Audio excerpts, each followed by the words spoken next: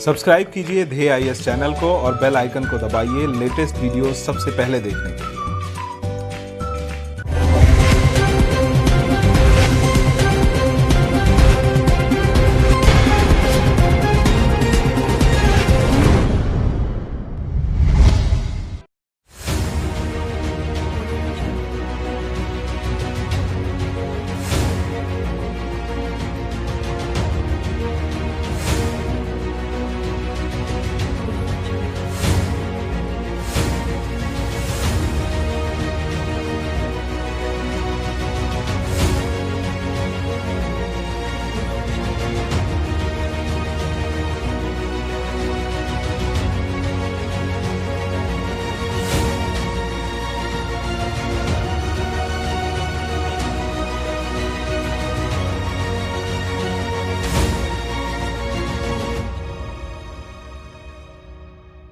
बीते बुधवार की रात दुनिया एक ऐसी घटना की गवाह बनी जिसका अंदाजा लगाना भी मुश्किल है।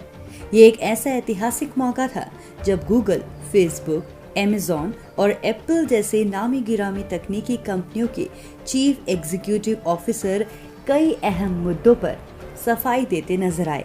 इन चारों कंपनियों के सीईओ की वीडियो कॉन्फ्रेंसिंग के जरिए अविश्वास मामले या एंटी ट्रस्ट ट्रायल पर अमेरिकी कांग्रेस में डेमोक्रेट्स और रिपब्लिकन सांसदों के सामने पेशी हुई।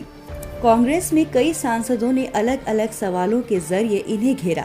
1998 में माइक्रोसॉफ्ट के एंटी ट्रस्ट ट्रायल के बाद ये पहला ऐसा मौका है जब इतने बड़े पैमाने पर सुनवाई हुई है। अमेरिकी अविश्वास उप समिति की अध्यक्षता डेविड एन सिसिलाइन ने की। इस सुनवाई के दौरान गूगल के सीईओ सुंदर पिचाई, फेसबुक के सीईओ मार्क जकरबर्ग, अमेज़न के सीईओ जेफ बेजोस और एप्पल के सीईओ टिम कुक मौजूद रहे। इस दौरान सांसदों को अलग अलग मुद्दों पर 5 मिनट के भीतर संबंधित सीईओ से सवाल पूछने का मौका दिया गया। कई बार सांसदों ने इन सीईओ की पुरानी ईमेल सामने लाकर सवाल उठाए और आरोप लगाया कि क्या वो प्रतिद्वंदियों को खत्म करना चाहते हैं, जबकि कई बार ऐसा भी देखने को मिला कि सांसदों ने अपने सवालों से इन कंपनियों के दिग्गज अधिकारियों को चुप करा दिया और फिर धन्यवाद कहते हुए बोलने का मौका ही नहीं दिया। इस दौरान गूगल को इसके सर्च रिजल्ट और जीमेल पर अमेरिकी राष्ट्रपति चुनाव को प्रभावित करने वाली नीतियों का आरोप लगाया गया। पिछले साल जून में अमेरिकी संसद की न्यायपालिका समिति ने डिजिटल बाजारों में प्रतिस्पर्धा की द्विदलीय जांच की घोषणा की थी। अमेरिकी सांसद इन अमेरिकी कंपनियों के प्रमुखों की 1 साल से जांच कर रहे हैं। इन अविश्वास जांचों का उद्देश्य ये पता लगाना है कि क्या ये कंपनियां ऐसे कार्यों में लगी हैं जिससे बाजार से प्रतिस्पर्धा खत्म की जा सके। इस जांच का मकसद है कि इन कंपनियों को डिजिटल बाजारों में एकाधिकार हासिल करने से रोकना। समिति ये भी आकलन करना चाहती है कि क्या अमेरिका में मौजूदा अविश्वास कानून, प्रतिस्पर्धा नीतियां और मौजूदा प्रवर्तन स्तर उन मुद्दों का निपटान करने के लिए पर्याप्त है या नहीं। अविश्वास समिति का अमेज़न से पूछताछ करने का मकसद उसके द्वारा प्रतिस्पर्धी उत्पादों को विकसित करने के लिए अपने प्लेटफॉर्म पर थर्ड पार्टी सेलर्स से संवेदनशील जानकारी की छानबीन करना है। जबकि एप्पल के मामले में की जा रही जांच का दावा है कि कंपनी ऐप स्टोर पर तीसरे पक्ष के उत्पादों पर अपने स्वयं के ऐप का सुनिश्चित लाभ देती है। वहीं गूगल के डिजिटल विज्ञापन उद्योग में इसके प्रभुत्व के संबंध में जांच की जा रही है, जबकि फेसबुक ने हाल ही में जिप्पी, व्हाट्सएप और इंस्टाग्राम जैसी प्रमुख कंपनियों के अधिग्रहण को कंपनी को संदेह के घेरे में ला दिया है। क्या है एंटी ट्रस्ट नियम और जुर्माना? गौरतलब है कि मुक्त बाजार पूंजीवादी अर्थव्यवस्था की जान है। ऐसा कहा जाता है कि मुक्त बाजार में विभिन्न निर्माताओं और सेवा प्रदाताओं के बीच प्रतियोगिता होती है। इससे बाजार में वस्तुओं और सेवाओं की गुणवत्ता सुधरती है और मूल्य घटता है, इसीलिए उपभोक्ताओं को फायदा होता है। मोटे तौर पर अगर कहा जाए तो एंटी ट्रस्ट फाइन मुक्त बाजार के इस ढांचे को अपने फायदे के लिए मोड़ने वाले कॉर्पोरेट्स के खिलाफ लगाया जाता है। ये इसलिए लगाया जाता है ताकि ग्राहकों से वस्तुओं और सेवाओं की गैर वाजिब कीमत न वसूली जाए और छोटे व्यवसायों को संरक्षण मिल सके। Anti trust fine anti trust नियमों के उल्लंघन पर लगते हैं। अलग अलग देशों में ये अलग अलग हो सकते हैं, लेकिन इनका मुख्य मकसद पूंजीवादी अर्थव्यवस्था के मुख्य ढांचे को बचाकर ही रखना होता है। अलग अलग देशों के अलावा कई देशों से मिलकर बना संघ भी इस तरह के नियम स्थापित कर सकता है। यूरोपियन यूनियन भी अनेक यूरोपीय देशों का संघ ही है। अमेरिका और यूरोपीय यूनियन के नियम। अमेरिका के एंटी ट्रस्ट नियम यूरोपियन यूनियन से भिन्न हैं। अमेरिका में ये नियम सभी प्रकार के उत्पादकों और सेवा प्रदाताओं पर लागू होते हैं। इनका मुख्य उद्देश्य ऐसी गतिविधियों को रोकना है जिनसे व्यापार करने में रुकावट होती हो।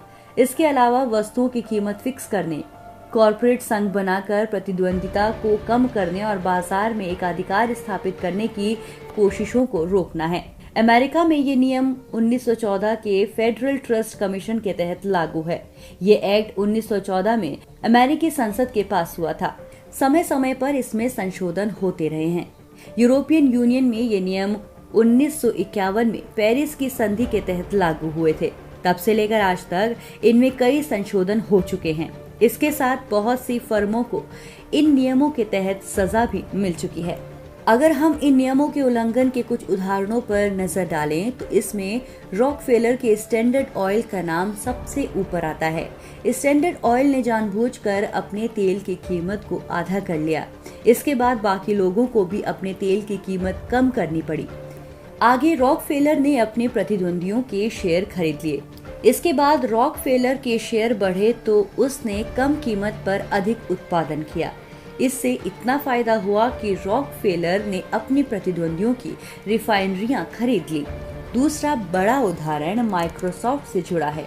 असल में माइक्रोसॉफ्ट ने अपने विंडोज में अपना ही इंटरनेट ब्राउजर जोड़ना शुरू कर दिया था। इस प्रकार उसने उपभोक्ताओं के सामने विकल्प को खत्म कर दिया था, जबकि विकल्पों का उपलब्ध होना पूंजीवादी अर्थव्यवस्था का मुख्य लक्षण माना जाता है। हालांकि उपभोक्ताओं के पास माइक्रोसॉफ्ट के उत्पाद न खरीदने का भी विकल्प खुला था, लेकिन इसके बाद भी इसे दंड के योग्य माना गया। आगे माइक्रोसॉफ्ट को $70 बिलियन का जुर्माना भरना पड़ा था।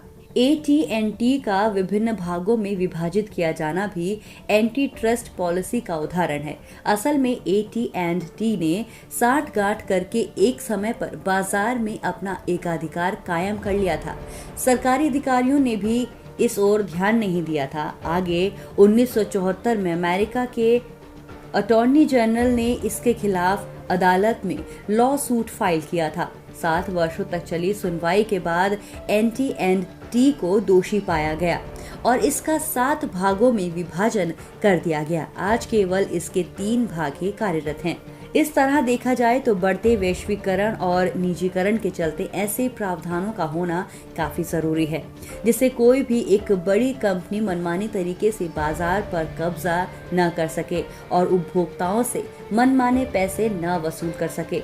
एंटी ट्रस्ट नियमों का होना बाजार में पूंजीवादी सोच को रोकता है और बाजार में किसी एक के वर्चस्व को कायम होने से रोकता है।